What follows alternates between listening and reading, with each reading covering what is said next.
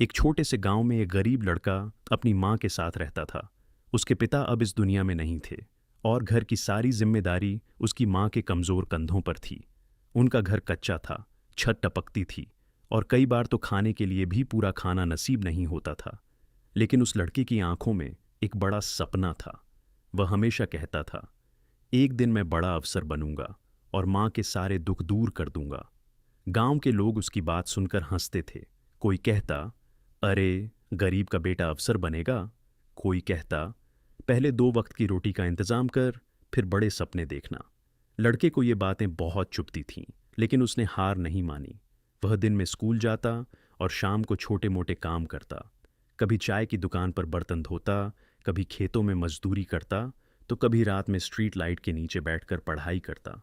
उसकी माँ उसे देखकर रो पड़ती, लेकिन लड़का हमेशा मुस्कुराकर कहता, माँ, बस थोड़ा और सह लो, एक दिन सब बदल जाएगा।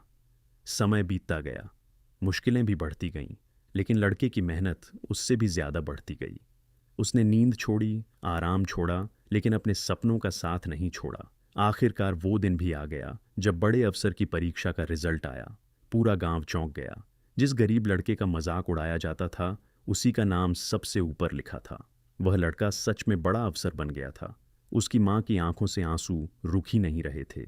लड़का अपनी माँ के पास गया, उनके पैर छुए और बोला, माँ, ये मेरी नहीं, हमारी जीत है। आज वही लोग जो कभी उसका मजाक उड़ाते थे, उसके सामने सिर झुकाकर खड़े थे।